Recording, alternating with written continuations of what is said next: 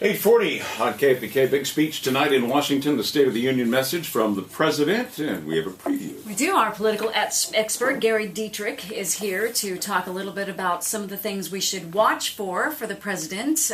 He'll obviously be talking about the economy. He'll talk about jobs. He'll talk about gun control. What are some of the things you think he'll start talking about, Gary? Well, let's talk about tone first, Amy, because, after the inauguration, remember we were here talking about the inauguration a few weeks ago, and how much it sounded like a State of the Union. Remember that, Ed? I mean, it was really interesting. And there's a lot of people that are very concerned about, how should we just say it, the whole direction of the Obama, second term. Not just the specifics, Amy. So we're going to hear about, they're saying, well, now we're going to announce a big troop drawdown for Afghanistan. There's certainly going to be immigration reform. Gun control is going to be part of it. This is going to be a huge agenda tonight. But I think a lot of people are looking for, is this going to be a combative tone? Which a lot of his folks in his own party really have frankly wanted, more than the conciliatory, let's all get along approach, which we expected here at the inauguration and didn't hear it. Well, we're going to go to an imperial presidency. There were a number of issues in the first term that he stayed away from. He didn't talk about gun control much. Yep. He didn't talk about climate change much. Didn't talk about gay rights much. All of a sudden now these are issues on the front burner. Well, his own people have said we got 18 months. And so this is it. I mean, the laundry list is going to come out tonight, Ed. How much of it's going to get done?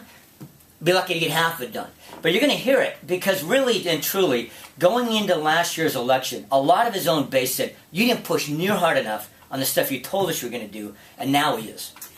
Do you think we'll look for things that he... do you think he'll take this as an opportunity to sort of answer his critics? Will he talk about the U.S. use of unmanned drones? Do you think he'll go that far? Yeah, I doubt it. I mean, he'll talk about he won't use the words war on terror, but he'll talk about terrorism, and it's still alive and well, and we have to continue to go after it. I mean, this drone question is an interesting one, and here's something. But it does go into play with how many troops we have. Absolutely. To, how much money we're spending on our troops. It goes into all of that, Gary. And Amy, here's something we haven't talked about yet, and that's yesterday's events in North Korea. Absolutely. I mean, this is the problem for presidents. Stuff happens you don't get to control. And so that could be a big deal.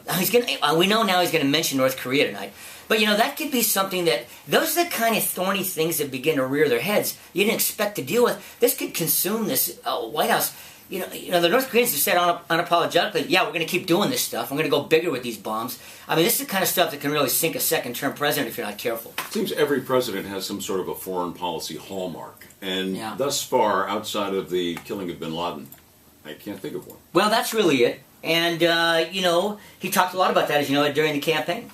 But, this is going to be a very sensitive next few years. They're talking about, we're drawing down Afghanistan, but just also announcing at the same time, we're going to keep not only advisors, but active troops on the ground past 2014 in Afghanistan to go after Al-Qaeda. I mean, they got a long ways to go in sorting out what this is actually going to look like. So the president wins by about 3%, something like that. Okay, so he doesn't even have half the country, really, in his supporting him.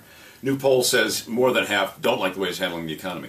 If you read those numbers, how can you go so extreme? At either party, really. We're a nation of moderates. Well, because I think while the president appeared more pragmatic in the first term, it looks like right now it's kind of go for broke.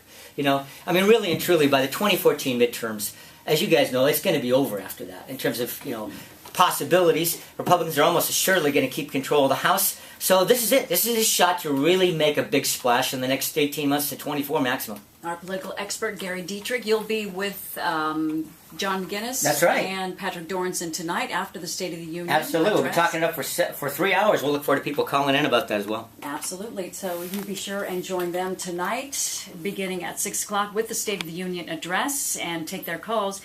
Actually, you can make your calls with them tonight, beginning after the State of the Union address. And, of course, after the address is made, Florida Senator Marco Rubio will give his response, the GOP's response, both in English and Spanish.